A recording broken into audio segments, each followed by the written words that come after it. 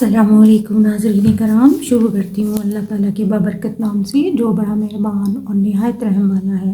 حضرت عبداللہ بن مبارک رحمۃ اللہ علیہ ایک دفعہ جہاد کو گئے۔ اس میں آپ ایک کافر سے جنگ کر رہے تھے کہ نماز کا وقت قریب آ گیا۔ آپ نے کافر سے مہلت چاہی اور نماز ادا کی۔ پھر جب اس کافر کی عبادت کا وقت ہوا تو اس نے بھی مہلت چاہی۔ جب وہ بت کی طرف عبادت کے واسطے متوجہ ہوا تو عبداللہ بن مبارک نے سوچا کہ اس وقت اس پر حملہ کر دوں تو فتح پا لوں گا۔ چنانچہ آپ نے تلوار کھینچی، حملہ کرنے کی خاطر اس کے قریب پہنچے تو ایک آواز آئی، اے عبداللہ، عہد پورا کرو، اس سے سوال کیے جاؤ گے۔ عبداللہ بن مبارک رونے لگے۔ اس کافر نے جو عبداللہ بن مبارک کو دیکھا تو تلوار کھینچے ہوئے رو رہے ہیں تو وجہ پوچھی۔ آپ نے سارا واقعہ سنایا تو اس کافر نے ایک چیخ ماری اور کہا، بڑے شرم کی بات ہے کہ ایسے خدا کی نافرمانی کروں جو دشمن کی خاطر اپنے دوست پر عتاب کر رہا ہے، اور وہ پھر مسلمان ہو گیا۔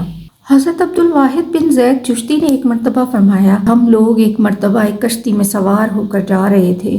ہوا کی گردش نے ہماری کشتی کو ایک جزیرے میں پہنچا دیا۔ ہم نے وہاں ایک آدمی کو دیکھا، وہ کفر میں مبتلا ہے اور ایک بت کی پوجا کر رہا ہے۔ ہم نے اس سے پوچھا، تم کس کی پوجا کرتے ہو؟ اس نے بت کی طرف اشارہ کیا۔ نے کہا، تیرا معبود تو خود تیرا بنایا ہوا ہے اور وہ پوجنے کے لائق نہیں۔ اس نے کہا، تم کس کی پرستش کرتے ہو؟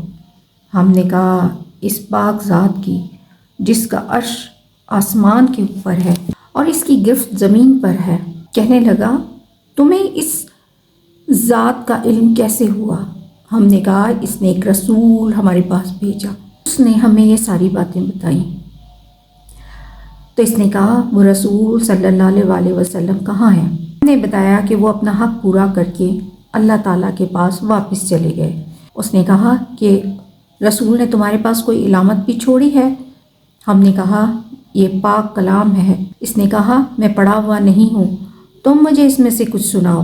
ہم نے ایک سورت سنائی تو وہ سنتے ہوئے روتا رہا اور کہا کہ اس پاک کلام والے کا حق یہی ہے کہ اس کی نافرمانی نہ کی جائے، اور وہ کفر سے توبہ کر کے مسلمان ہو گیا۔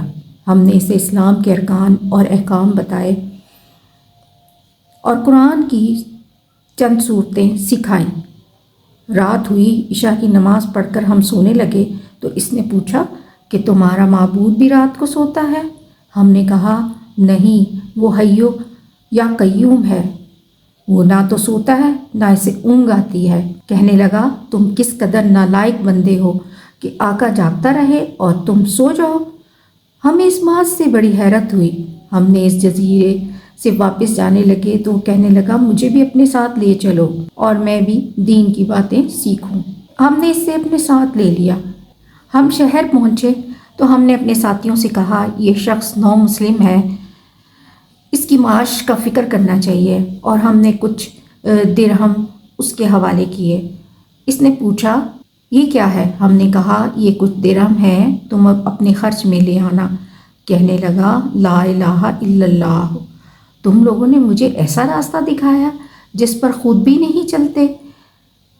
میں ایک جزیرے میں تھا، بت کی پرستش کرتا تھا، اس نے اس حالت میں بھی مجھے ضائع نہیں کیا اور ہلاک نہیں کیا، حالانکہ میں جانتا بھی نہ تھا۔ اب وہ کیوں کر مجھے ضائع کرے گا جبکہ میں اس کو پہچانتا بھی ہوں اور اس کی عبادت بھی کرتا ہوں۔ 3 دن بعد ہمیں معلوم ہوا کہ اس کا آخری وقت ہے، موت قریب ہے۔ ہم اس کے پاس گئے، ہم نے پوچھا، تیری کوئی حاجت ہے تو بتا۔ کہنے لگا، میری تمام حاجتیں اس پاک ذات نے پوری کر دیں۔ شیخ عبدالواحد فرماتے ہیں کہ مجھ پر دفعتاً نیند کا غلبہ ہوا، میں وہیں سو گیا تو میں نے خواب میں دیکھا ایک نہایت سرسبز شاداب باغ ہے، اس میں نہایت نفیس قبہ بنا ہوا ہے، تخت بچھا ہے اور اس تخت پر نہایت حسین لڑکی ہے، ایسی عورت جو کبھی میں نے دیکھی نہ تھی۔ کہہ رہی تھی، خدا کے واسطے اس کو جلدی بھیج دو، میری بے قراری بڑھ رہی ہے۔ کہتے ہیں میری آنکھ کھلی تو اس نو مسلم کی روح پرواز کر چکی تھی۔ ہم نے اس کو دفن کر دیا۔ جب رات ہوئی تو میں نے وہی باغ اور قبہ اور تخت دیکھا تو وہ لڑکی اس کے پاس دیکھی اور وہ یہ آیت پڑھ رہا تھا، اور فرشتے اور ان کے پاس ہر دروازے سے آتے ہوں گے اور ان کو سلام کرتے ہوں گے، جو ہر قسم کی اور سلامتی کا مژدہ ہے، اور یہ اس وجہ سے کہ تم نے صبر کیا تھا، پس اس جہان میں تمہارا انجام بہت بہتر ہے۔ یہ اللہ تعالیٰ کی عطا اور بخشش کے کرشمے ہیں۔ ساری عمر بت پرستی کی اور اس نے اپنے لطف و کرم سے موت کے قریب ان لوگوں کو زبردستی کشتی کے بے قابو ہو جانے سے وہاں بھیجا اور اس کو آخرت کی دولت سے مالا مال کر دیا۔